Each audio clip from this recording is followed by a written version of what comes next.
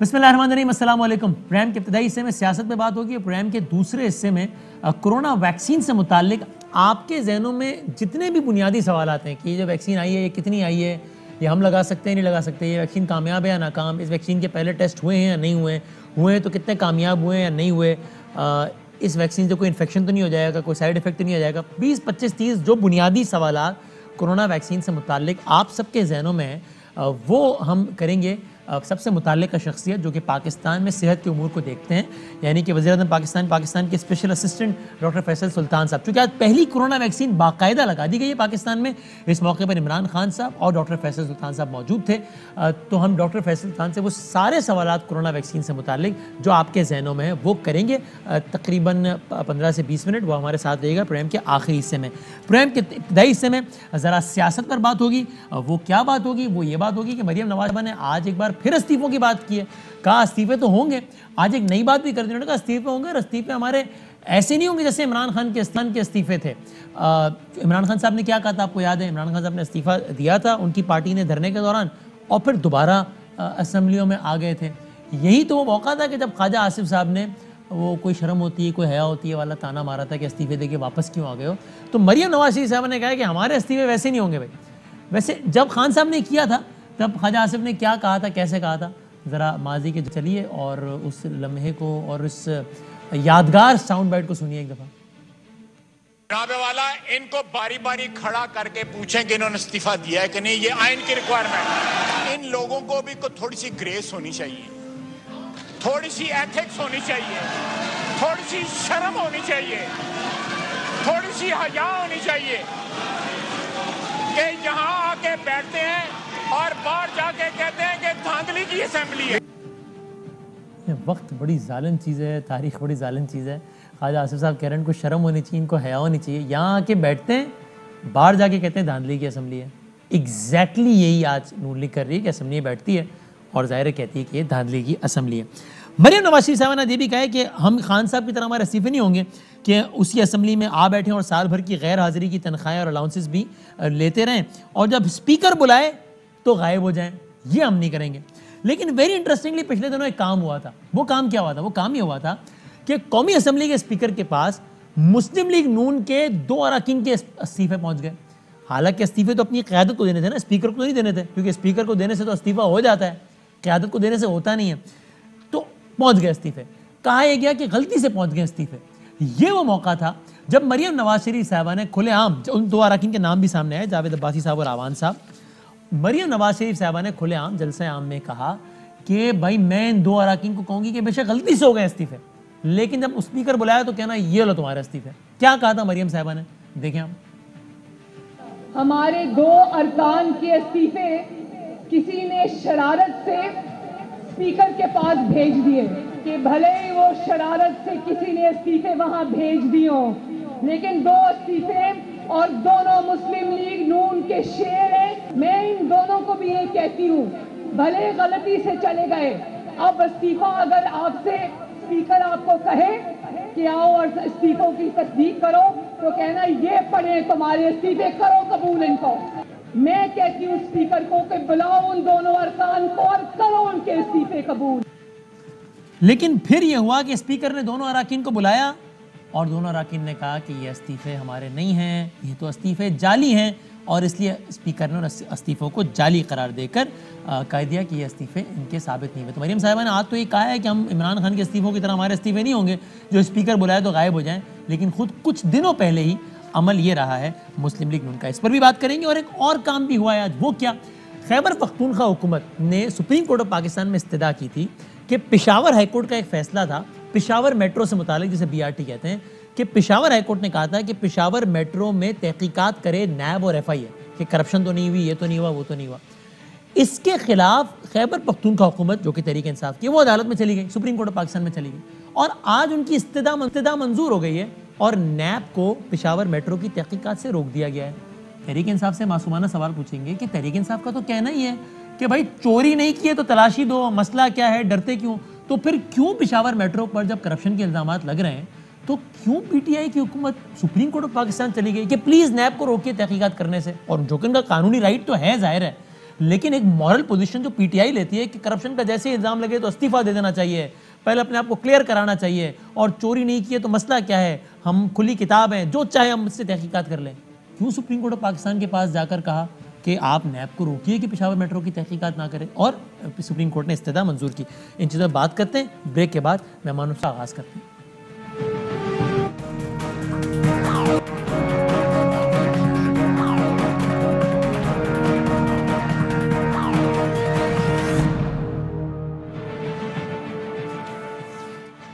خوش آمدید کہتے ہیں جناب آپ کو ایک بار پھر. تشریف فرمائیں جناب محترم ڈاکٹر شہباز گل صاحب جو کہ اسپیشل اسسٹنٹ ہیں وزیر اعظم پاکستان کے, جناب نیال ہاشمی صاحب جو کہ سینئر رہنما پی ایم ایل این کے, سینیٹر بھی رہے. دونوں کا بہت بہت شکریہ. دو ہی مہمان ہیں چونکہ ہمیں ایک پریسائز گفتگو کرنی ہے پہلے سیگمنٹ میں, دوسرے سیگمنٹ میں ڈاکٹر فیصل سلطان صاحب کے پاس جانا ہے.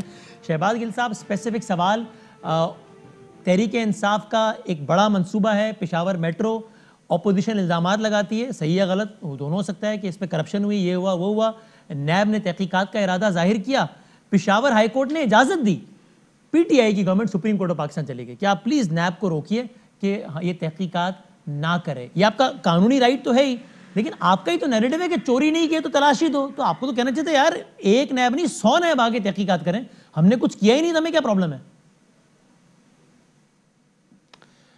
دیکھیے بسم اللہ الرحمن الرحیم. بدامی صاحب, ایک تو آپ کو پشاور سے کے پی سے کسی کو اس پہ لینا پڑنا ہے یا فون لائن پہ لے لیجئے ایگزیکٹلی, تو وہ ہی اپنا بتائیں گے کہ ایگزیکٹ ان کی ریزن کیا ہے سپریم کورٹ میں جانے کی, کیونکہ مجھے آپ کی ٹیم نے بھی پہلے نہیں بتایا تھا کہ اس مدے پہ آپ نے بات کرنی. اگر آپ نے بتایا ہوتا تو میں ان کا نیریٹو ضرور لے لیتا, پہلی بات. لیکن ایک اصولی بات اگر ہم کر لیں جنرلائز کر کے, میرے علم میں ہے کہ کے پی گورنمنٹ اگر اصولی بات کریں, جی جی میں بتاتا ہوں, اصولی بات اگر ہم کر لیں اس میں, تو میرے خیال میں وہ پروجیکٹ جو ہے وہ جیسا ہم نے پہلے آپ کی خدمت میں عرض کیا, بہت دفعہ بتایا, کیونکہ یہاں پر ہم نے سب کچھ کنفیوز کرنا ہوتا ہے. ایز اے نیشن میں بات کر رہا ہوں. اچھا, جو راولپنڈی اور لاہور دونوں کی میٹرو ہیں وہ 27 کلومیٹر ہیں, اور یہ جو پشاور کا بی آر ٹی ہے, میں نے خود بھی یہاں سے ویڈیوز کی تھی اگر آپ کو یاد ہو. جی مجھے یاد ہے. تو یہ اس سے 2 گنا نہیں, 4 گنا نہیں, 6 گنا نہیں, 10 گنا بڑا منصوبہ ہے. اور اس کے اندر فیڈر راؤٹس ہیں بہت ساری ملحقہ ایسی سڑکیں ہیں جن کے اوپر سے بسیں چلیں گی. ان کی اپنی بسیں ہیں کوئی 250 کے قریب, کمپیریزن ٹو لاہور میٹرو جس کی صرف 45 بسیں اور وہ بھی کرائے پہ ہیں. اور لاہور میٹرو کے اندر جو کرپشن ہو رہی تھی وہ بھی آپ کے سامنے رکھی, جس کے اوپر میں ایک مقدمہ بھگت رہا ہوں ڈیفیمیشن کا, کہ پہلے ان کی حکومت میں وہی میٹرو بس جو ہے, اور اے آر وائی پہ وہ پروگرام تھا جس میں میں نے بتایا تھا کہ $3.80 فی کلومیٹر وہ بس کرائے پہ چلائی جا رہی تھی, جو کرائے کی بسیں ہیں. جب ہماری حکومت آئی, عمران خان کی حکومت آئی, تو اب وہی بس, وہی کمپنی, وہی شہر, وہی سڑکیں, وہی سروس, سب کچھ وہی, اور اب $1.86 فی کلومیٹر چلایا جا رہا ہے. یعنی دگنے سے بھی زیادہ پیسے کمائے جا رہے تھے. اسی طرح کے بہت سارے سچے یا جھوٹے الزامات پشاور میٹرو پر بھی ہیں نا, وہ رکوانے کے لیے اب بی آر ٹی جو ہے, جی اب جو بی آر ٹی ہے جب وہ پہلے گئے تھے تو اس ٹائم بھی آپ کو بڑا کے پی گورنمنٹ نے واضح بتایا تھا کہ وہ چاہتے ہیں کہ یہ منصوبہ ایک دفعہ ختم ہو جائے, کمپلیٹ ہو جائے, اس کے بعد اس کی پوری انویسٹیگیشن ہو. جیسا کہ آپ کو پتا ہے, میں نے آپ کو پہلے بھی بتایا کہ میٹرو کا ایک حصہ جو پشاور راولپنڈی اور لاہور سے بڑا ہے وہ تو کمپلیٹ ہو گیا, جو ان دونوں سے بڑا ہے وہ کمپلیٹ ہو گیا, لیکن اس کا ابھی 40-50% حصہ کمپلیٹ ہونے والا رہتا ہے, جس میں 3 پلازاز ہیں, جس میں پارکنگز ہیں, جس میں اور بہت کچھ ہے. اب اگر اسی ٹائم اس پہ نیب انویسٹیگیشن شروع ہو جائے گا تو وہ منصوبہ جو ہے یہیں رک جائے گا, اس کے کئی فولڈ اس کی جو قیمت ہے وہ بڑھ جائے گی. اور اس وجہ سے مجھے حتمی یقین ہے کہ اس وجہ سے کے پی گورنمنٹ, ٹھیک ہے آپ کا جواب, لیکن شہباز میں یہ ایک نئی منطق نہیں ہے. کل تک تو منطق یہ تھی نا کہ بس اگر الزام لگ جائے کرپشن کا تو پیچھے ہٹ جاؤ, استعفیٰ دے دو, اپنے آپ کو صاف ثابت کرو, اس کے بعد واپس. اورنج ٹرین پہ عدالت نے اسٹے لیا, وہ اتنے عرصے تک منصوبہ رکا ہی رہا نا سارا. دیکھیے 2 باتیں, جی دو باتیں. جی کے پی گورنمنٹ کا یہ قانونی حق ہے کہ وہ اگر عدالت میں جا کے اپنا ایک قانونی حق استعمال کرتے ہیں, اور وہ سپریم کورٹ آف پاکستان میں گئے جو ہمارے انڈر نہیں ہے, جہاں سے نون کو بھی ریلیف ملتا ہے قانون کے مطابق, پیپلز پارٹی کو بھی ملتا ہے, ہمیں بھی ملتا ہے. تو کے پی گورنمنٹ ایک ملک کی اعلیٰ ترین عدالت میں گئے, جن کا فیصلہ جو ہے وہ مجھے پوری امید ہے میرٹ پہ ہوگا, شفافیت پہ ہوگا, مجھے پوری امید ہے کہ وہ پورے میرٹس دیکھ کے بالکل تحریک انصاف کو چھپنے کی جگہ دینے کے لیے اعلیٰ ترین عدالت کا یہ فیصلہ نہیں ہوگا.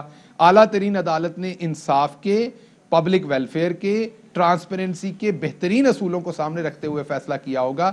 اگر یہ پاکستان تحریک انصاف کی گورنمنٹ نے کسی لیول پہ کیا ہوتا, فیڈرل میں یا کی پی نے, تو آپ کہہ سکتے تھے سیاسی فیصلہ ہے, چلیں آپ حق بجانب تھے کہنے کے کہ ہم نے فیڈرل گورنمنٹ نے قانونی حق استعمال کیا, لیکن آپ کی اپنی پولیٹیکل پوزیشن اعلیٰ ترین عدالت نے کیا ہے, اور اس کی میں نے وجہ بتائی. ٹھیک ہے, پوائنٹ ٹیکن, آپ نے وجہ بتا دی اپنے حساب سے. پہلے دن سے یہ کہہ رہے ہیں کہ یہ منصوبہ پہلے کمپلیٹ ہو, اس کے اللہ بعد کرے کمپلیٹ بھی ہو جائے نا, کیونکہ شوکت یوسف زئی صاحب نے تھوڑی دیر پہلے کہا کہ میں تاریخ نہیں بتا سکتا کب تک مکمل ہوگا, تو مکمل تو پہلے اتنی ساری ڈیڈ لائنز سیٹ کی, دیکھیے وہ اچھا کرتے ہیں. اب کہہ رہے میں نہیں بتایا کب مکمل ہوگی, پھر کہہ رہے جب مکمل ہوگی تب تحقیقات ہوں. میں بتاتا ہوں.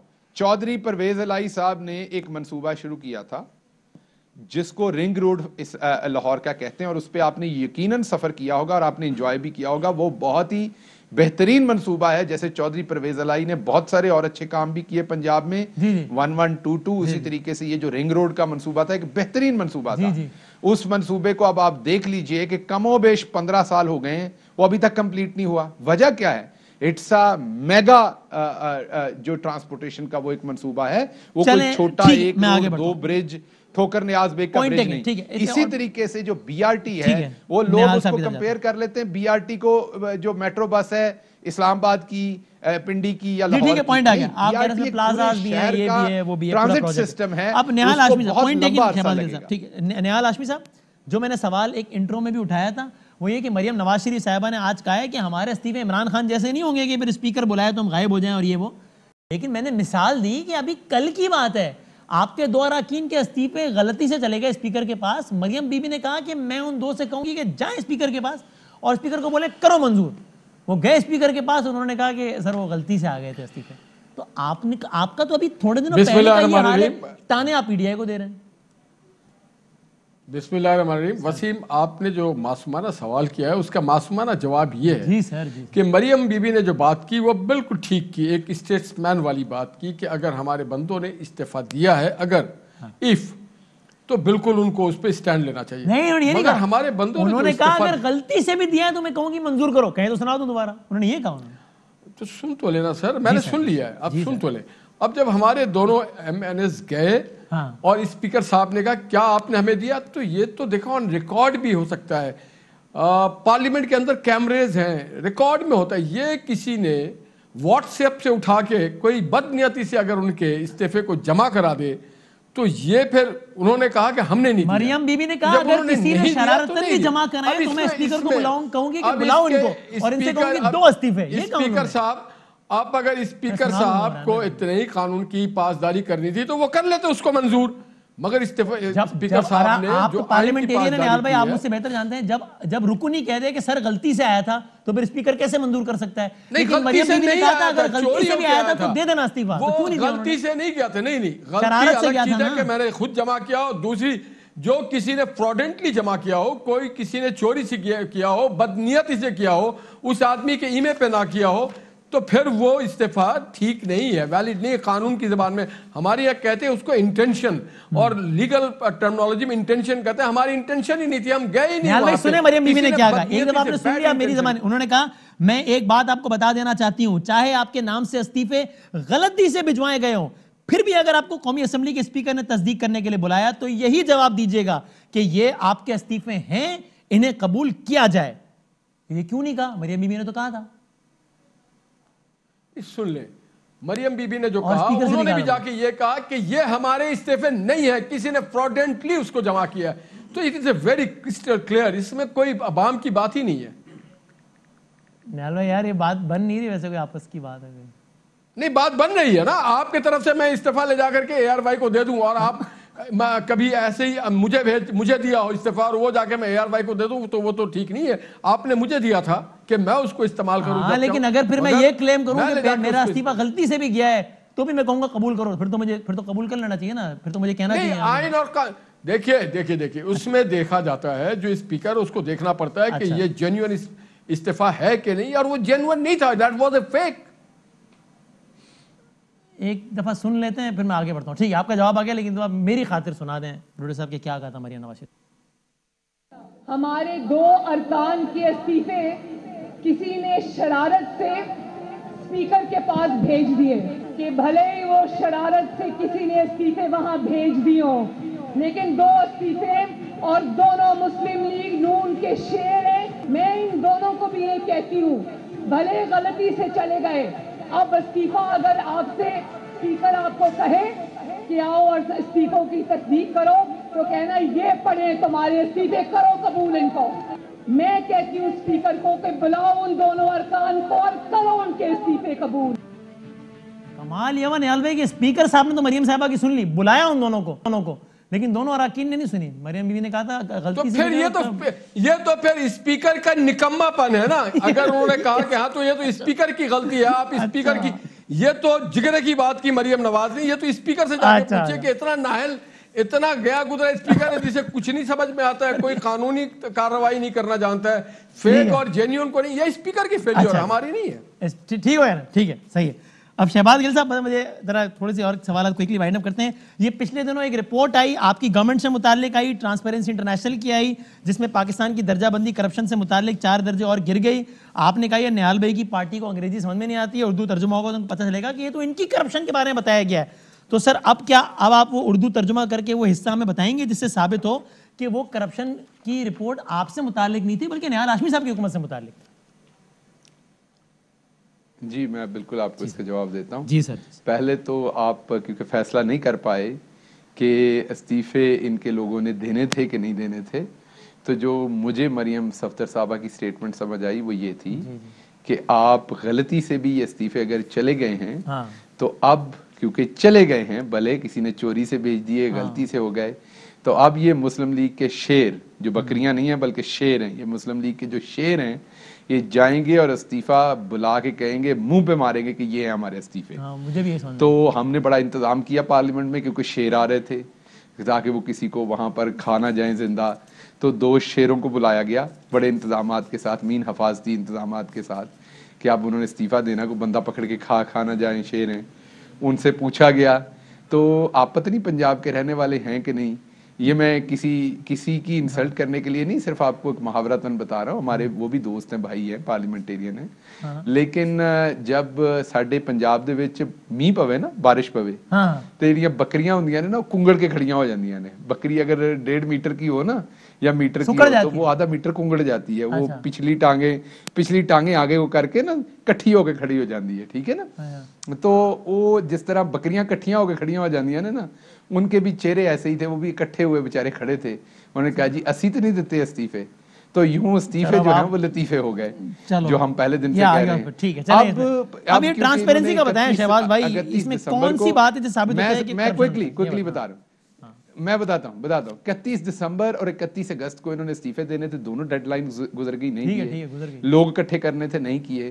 تو آج پرائم منسٹر نے کہا کہ آپ سے تو استعفے نہیں دیے جانے کیونکہ آپ تو صرف سائن کرتے ہیں. میں استعفیٰ دیتا ہوں، آپ پیسے واپس. ہمیشہ آپ کا پین سائن کرتا ہے NRO پہ، میں دیتا ہوں، آپ پہلے پیسے واپس کریں تو میں استعفیٰ دے دیتا ہوں. اب آ جاتے ہیں ٹرانسپیرنسی کی طرف. دیکھیے ٹرانسپیرنسی انٹرنیشنل کی رپورٹ اس دن 10 بجے ٹیلی ویژنز پر بریک کرنی شروع کی گئی. جی وہ نہ آپ کے چینل سے میں نے پتا کیا، نہ آپ کے پاس تھی اس ٹائم تک رپورٹ، آپ کے چینل کے پاس، نہ ہمارے پاس تھی. وہ کسی چینل کے پاس اس ٹائم تک رپورٹ نہیں تھی سوائے چند من پسند لوگوں کے. جب وہ صبح 9-10 بجے اس کو پھاڑ دیا گیا، مین کے اس کی بریکنگ کر دی گئی.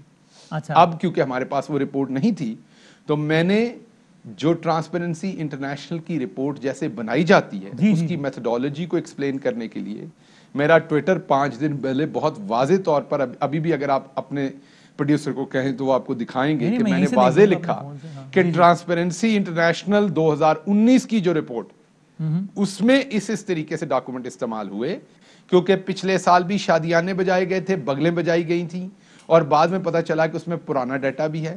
میں اس میں بھی ابھی بھی انسسٹ کرتا ہوں کہ اگر آپ ان کی ابھی بھی ڈیٹا دیکھیں تو اس میں ایک 2018 کا پبلش ڈیٹا ہے.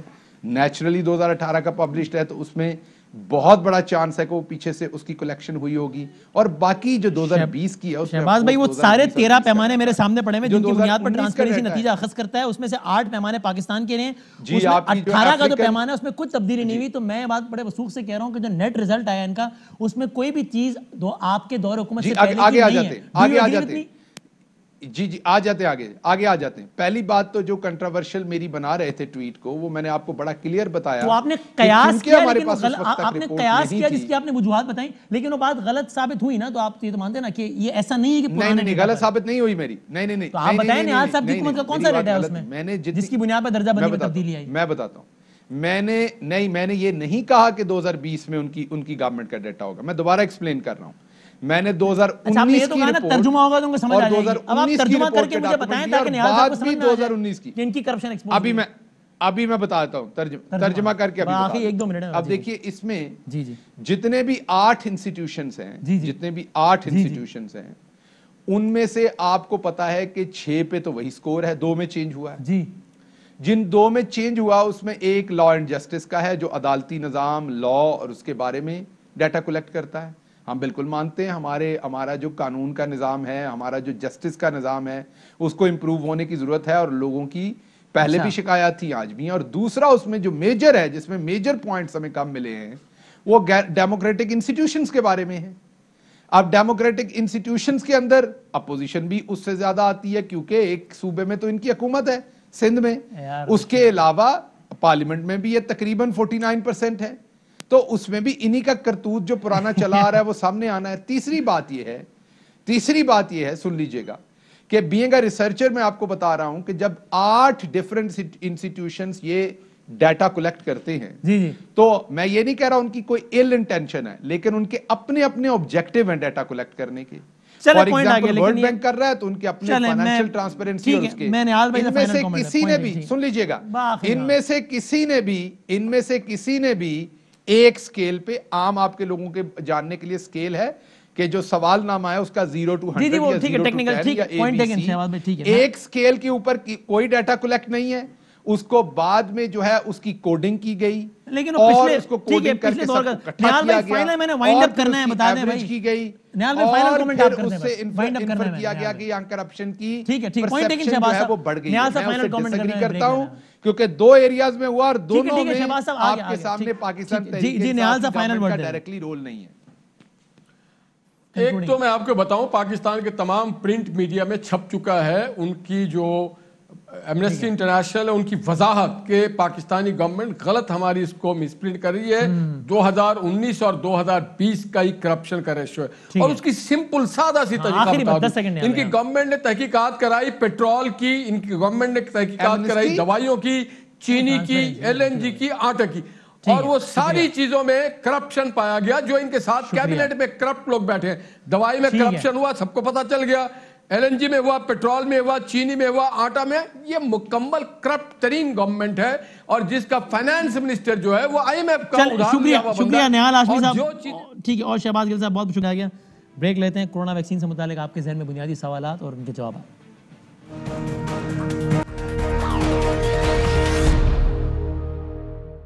جناب خوش آمدید کہتے ہیں تو ہمارے ساتھ موجود ہیں پاکستان میں صحت کے امور سے متعلق سب سے ریلیونٹ شخصیت جو کہ اسپیشل اسسٹنٹ ہے وزیر اعظم پاکستان کے آن ہیلتھ افیئرز, اور اب سے کچھ گھنٹوں پہلے جو پاکستان میں آفیشلی باقاعدہ پہلی کورونا ویکسین لگائی گئی ہے. وزیر اعظم پاکستان عمران خان صاحب کی سربراہی میں, ظاہر ہے وہاں بھی موجود تھے. کوشش ہم یہ کریں گے بالکل سادہ الفاظ میں, بالکل عامیانہ معصومانہ انداز میں ویکسین سے متعلق, ویکسینیشن سے متعلق جو سوالات آپ کے ذہنوں میں ہیں, جو آپ نے انٹرنیٹ پر پوچھ رکھے ہیں ہم سے یا باقی لوگوں سے پوچھ رہے ہیں, وہ ہم ڈاکٹر فیصل صاحب سے پوچھیں گے. سر بہت شکریہ, السلام علیکم. وعلیکم السلام جی. سر میں چاہتا ہوں بس ذرا بالکل سادہ سے الفاظ میں آپ سے کچھ بڑے بنیادی بہت سارے سوالات میں کوئکلی پوچھ لوں. پہلے سر یہ بتائیے گا, ابھی ہمارے پاس if I am not wrong 5 lakh vaccines آ گئی ہیں, تو یہ کہاں سے آئی ہیں؟ چائنا سے آئی ہیں میرا خیال ہے, اور یہ جہاں سے آئی ہیں وہاں اس کے کتنے ٹیسٹ ہو چکے ہیں اور وہ کتنے کامیاب یا ناکام ہوئے؟ ہر آدمی سوچے گا نا کہ ویکسین آئی ہے یہ کتنی کامیاب ہے دنیا میں, یہ بتا دیں پہلے تو. بالکل صحیح جی. یہ جو کھیپ ہے ویکسین کی, یہ جو 5 لاکھ ڈوزز ہیں یہ چین سے آئی ہیں. صحیح ہے. اور اس کے جو ٹیسٹ کرنے کے لیے جو اس کی تمام تجربات ہوئے, جو کلینکل ٹرائلز جن کو بولتے ہیں, صحیح ہے, وہ متحدہ عرب امارات میں ہوئے. اور جو ہمیں اس کے بارے میں, اس کی افادیت کے بارے میں پتا چلا جو ان ٹرائلز کے ذریعے, اس اعداد و شمار کے ذریعے, وہ یہ تھا کہ یہ تقریباً 80 سے 85% کے درمیان پروٹیکٹیو ہوتی ہے. یعنی جو اس کی ایفیشنسی ہے یا ایفیکیسی ہے یا بچاؤ کی طاقت جو ہے وہ تقریباً 80 سے 85%. اس کو اگر میں آسان الفاظ میں کہوں تو یہ کہہ سکتے ہیں کہ اب تک اگر 100 لوگوں نے اس کو لگایا ہے، جو کہ ظاہر نمبر 100 سے بہت زیادہ ہے، پرسنٹیج وائز بات کر رہا ہوں، تو ان میں کم از کم 80 لوگوں کے لیے یہ بات یقینی ہو گئی کہ ان کو کورونا پھر نہیں ہوگا اگر انہوں نے ویکسین لگا لیا تھا. بالکل ایسے ہی ہے، آپ بالکل صحیح ہے. ٹھیک ہے. یہ ویکسین چائنا سے آئی ہے، تو چائنا میں بھی اس کے ٹرائلز ہوئے ہیں اس طریقے سے، اور وہاں بھی اس کی افادیت اتنی ہے؟ چائنا میں یہ رجسٹر ہوئی ہے، اور چائنا نے اپنے ملک میں جو سب سے پہلی ویکسین رجسٹر کی اپنے استعمال کے لیے وہ یہی ویکسین ہے. اس کے ٹرائلز چائنا سے باہر اس لیے ہوئے کیونکہ جب تک یہ ویکسین تیار ہوئی تو چین میں خود جو بیماری کی شرح تھی وہ کم ہونا شروع ہو گئی. جب وہاں بیماری کم ہو گئی تو اس کا وہاں کلینکل ٹرائل کرنا تقریباً ناممکن ہو گیا. ظاہر ہے کیسز نہیں ہو رہے تھے تو پھر وہ آپ ٹیسٹ نہیں کر سکتے اس کو، تو اس لیے یہ متحدہ عرب امارات میں ہوئی. اور ادھر جب ہوئی تو وہاں بھی بہت سے اس میں جو سبجیکٹس تھے جن پہ ٹیسٹ ہوئی وہ پاکستانی تھے. کئی ہزار لوگ جو تھے اس میں پاکستانی اوریجن کے تھے. جی، یہ عالمی ادارہ صحت جو بھی سب سے زیادہ متعلقہ ہوتا ہے اس سے اپرووڈ ہے؟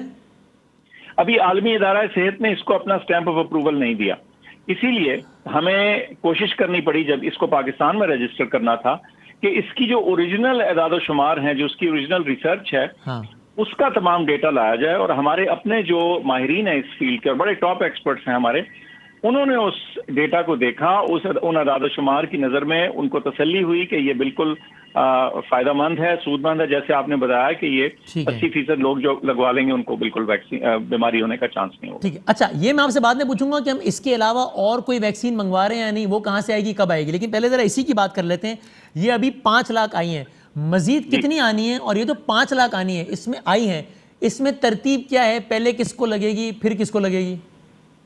اچھا وسیم بھائی، اس میں ترتیب ایسے ہے کہ جو سب سے اولین ترجیح ہم نے دی، جو سارا انالیسس کیا گیا، ہم نے دنیا بھر میں بھی کچھ پالیسیز دیکھی اور ہمارا بھی یہی خیال تھا کہ سب سے پہلے ہم نے جو اپنا ہیلتھ کیئر سٹاف ہے جو کووڈ وارڈز میں، کووڈ یونٹس میں کام کر رہا ہے، جن کا براہ راست اور قریب تعلق ہے کووڈ کے ایکٹیو مریض سے، سب سے زیادہ خدشہ بیماری کا اور کمپلیکیشنز کا اور خدا نہ خواستہ اموات کا ادھر ہے، تو سب سے پہلے ہم نے اس کو وہاں سے اس کی ابتدا کی ہے. ایک محتاط اندازے کے مطابق پاکستان میں اس طرح کے لوگ کتنے ہیں جن کا آپ نے تذکرہ کیا؟ یہ فرنٹ لائن ورکر تقریباً 4 لاکھ ہیں جی، تقریباً 4 لاکھ. تو یہ 5 لاکھ میں سے اس کا مطلب 80% تو وہیں چلا جائے گا، اینڈ رائٹلی سو. ایسے ہی ہے نہیں وسیم صاحب، یہ نہیں 80 نہیں 50، کیونکہ تقریباً یہ جو ڈوزز ہیں یہ ہر 2 مرتبہ لگیں یا ہر 2 دفعہ لگنے، تو پریکٹیکلی اسپیکنگ 2.5 لاکھ لوگوں میں لگ سکتے ہیں. 2.5 لاکھ لوگ کور ہوں گے جی، بالکل.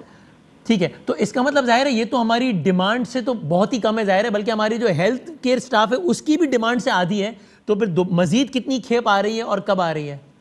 اچھا جی، مزید جو کھیپ ہے جو فوراً اس کے بعد آئے گی ہمارے حساب سے، ٹائمنگ کے حساب سے، وہ ایسٹرازینیکا کی ویکسین ہے جو آکسفورڈ یونیورسٹی کی تیار شدہ ہے، اور وہ جو ہے اس کی متوقع آمد جو ہے وہ اس مہینے کے آخر میں سے پہلے شروع ہو جائے گی.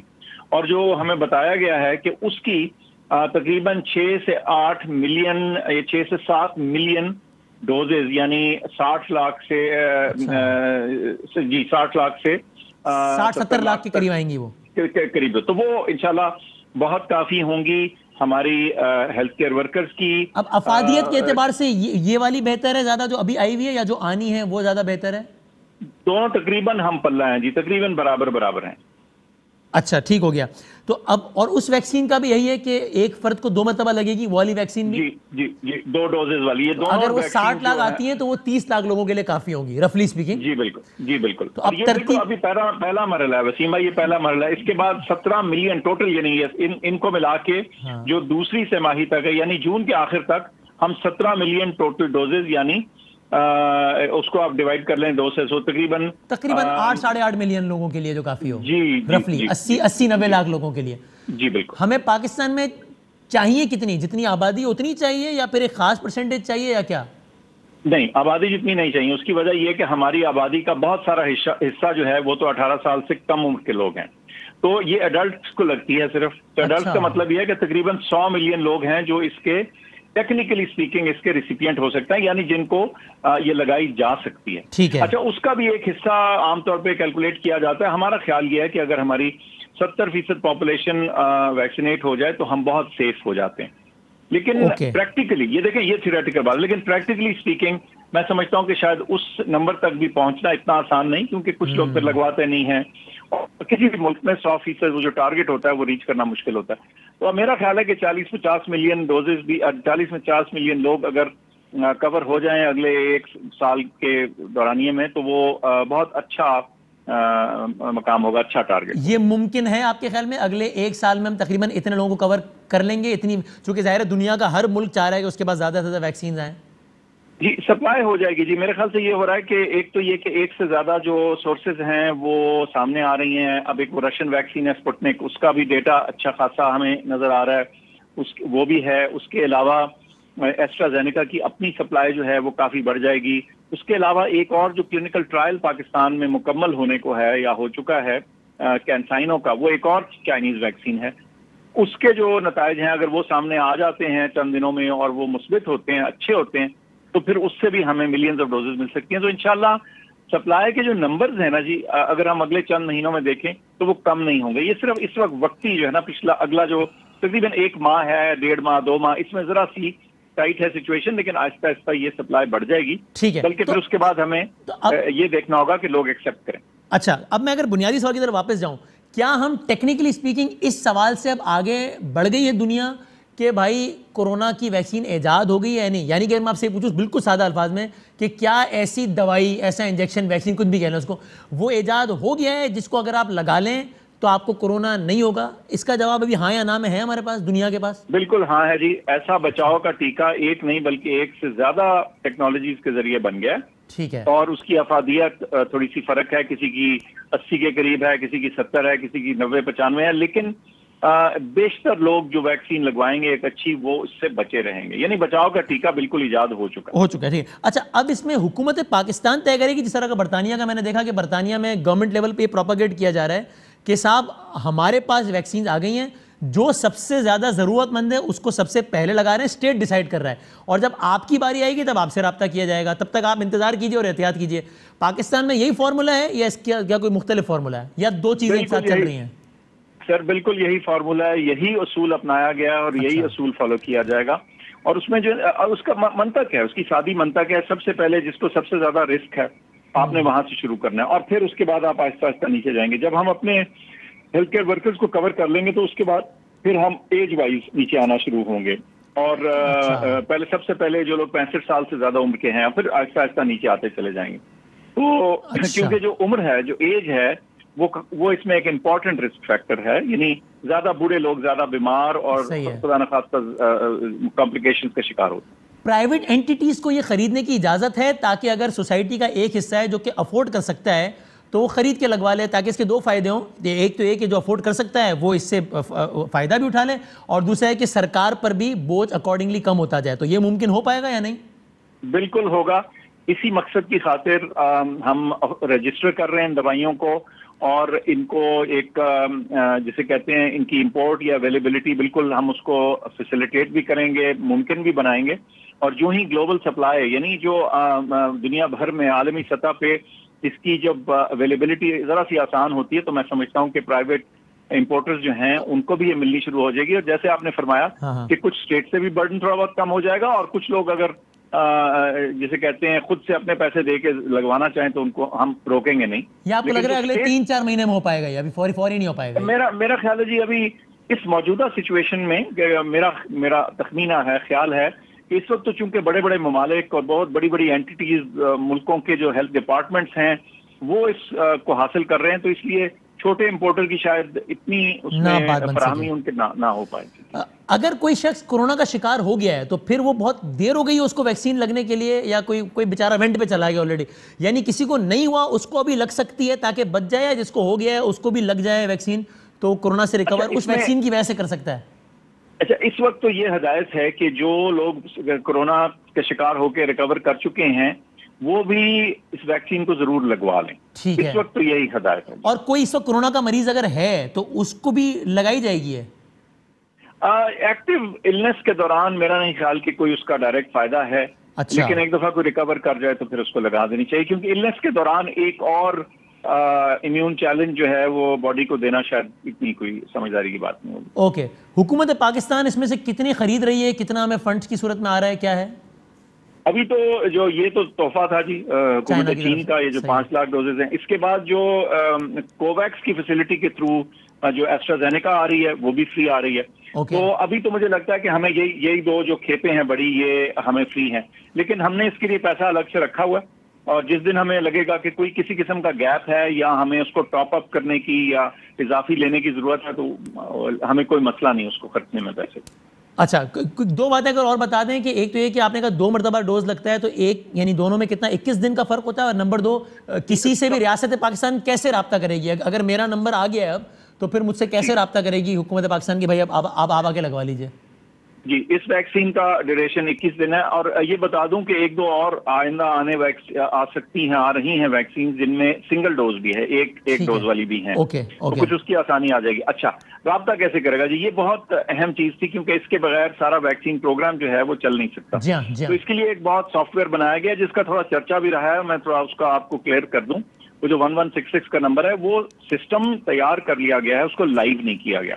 اس کی وجہ یہ ہے کہ ابھی ہم عام سٹیزنز کو جو 65 سے اوپر والے اور باقی جو یعنی ہیلتھ کیئر کے علاوہ جو ڈاکٹرز، نرسز، ٹیکنیشین کے علاوہ جو ہمارا عوام ہے، اس کے لیے ہم نے ابھی اویلیبل تو نہیں کی نا ویکسین. ایسٹرازینیکا والی جب آئے گی تو وہ آن ہوگی، تو اس دن اس سسٹم کو لائیو کر دیا جائے گا. کل سے یہ سسٹم انشاءاللہ ہیلتھ کیئر ورکرز کے لیے لائیو ہو جائے گا. تو پھر وہی سسٹم نشاندہی کرے گا کہ اب کس کی ضرورت ہے، پھر اس کو ٹیلی فون کال جائے گی یا کیا؟ جی بڑا اس کا ایک طریقہ کار جسے کہتے ہیں نا پورا مرتب کر لیا گیا ہے. پروونسز کے ساتھ بات ہو گئی ہے، ٹریننگ ہو گئی ہے، سافٹ ویئر کی فیملیئرٹی ہو گئی ہے، تاکہ اس میں بھگدڑ نہ ہو. ایک پورا منظم نظام ہو جس کے تحت سسٹم ایک جنریٹ کرے گا، جسے کہتے ہیں آپ کے اپوائنٹمنٹ جیسی اس دن آپ جا کے وہاں لگوائیں گے. اوکے بڑا امپورٹنٹ سوال جو ہر کسی کے ذہن میں ہے، اس کے سائیڈ ایفیکٹس کتنے ہیں یا کیا ہے، اس کے نتیجے میں اور کیا ہو سکتا ہے؟ سر کوئی خاص سائیڈ ایفیکٹس نہیں ہے. دیکھیں اتنی لاکھوں دنیا بھر میں آپ سوچیں، کئی ملکوں میں تو مثلا امریکہ کا موازن پڑ رہا تھا 6-7% پاپولیشن ان کی امیونائز ہو چکی ہے، تو کوئی ایسا مسئلہ نہیں ہے.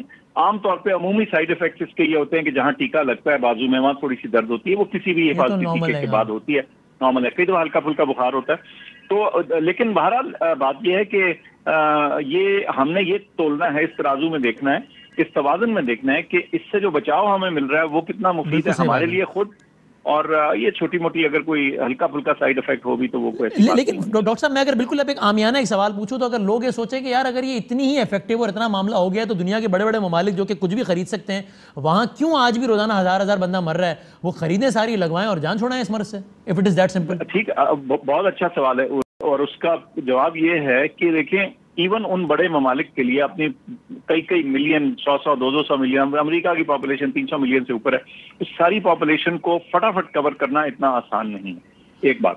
دوسری بات یہ ہے کہ اب جو شکار ہو چکے ہیں ظاہر ہے وہ تو اب اس کی زد میں آ گئے ہیں بیماری کی، لیکن ان کی کوشش اسی لیے ہے، اور یہ بڑے ممالک نے شروع میں انویسٹمنٹ بھی کی، اپنے ڈھیروں بلینز یعنی اربوں ڈالر انہوں نے لگائے اس ایفرٹ میں، تاکہ وہ اس ویکسین کو جلدی حاصل کر کے استعمال کر سکیں. لیکن ڈپلائمنٹ ساری پاپولیشن کے لیے اتنا آسان کام نہیں ہے، اور اس میں کئی مہینے اور میرا تو خیال ہے کہ تقریباً 1 سال لگ جائے گا کہ ہم عالمی سطح پہ یہ کہہ پائیں کہ بھئی اب ایک زیادہ تر پروٹیکشن لیول آ گیا.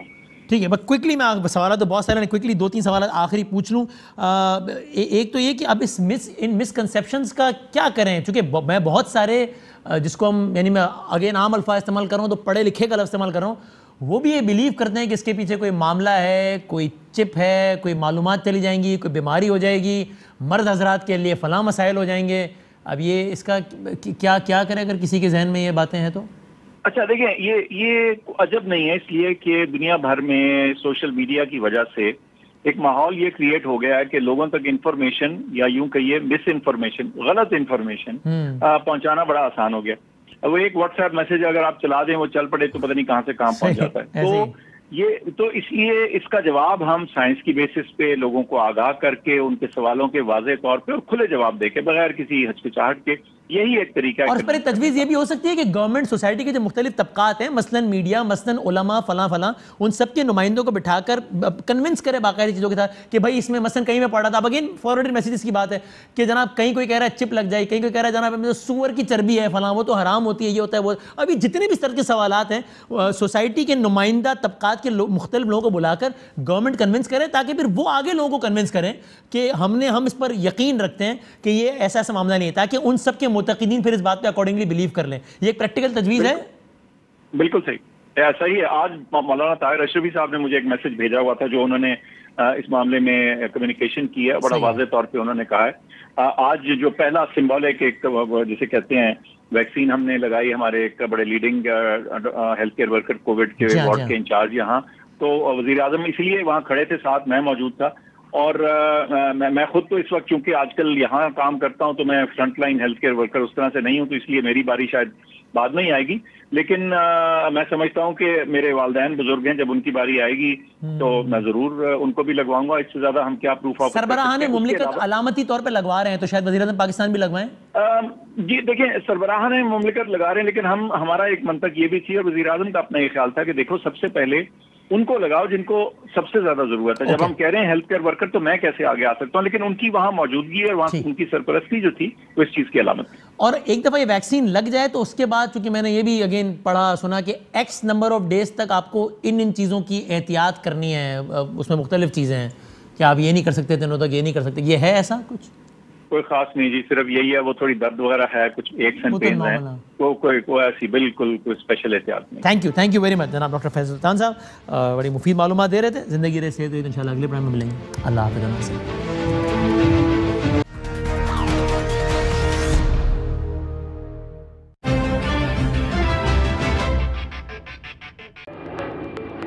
Fly with PIA and save gold. Register now. Scan QR code and register yourself to get gold and loyalty benefits. Powered by ARY Sahulat Wallet.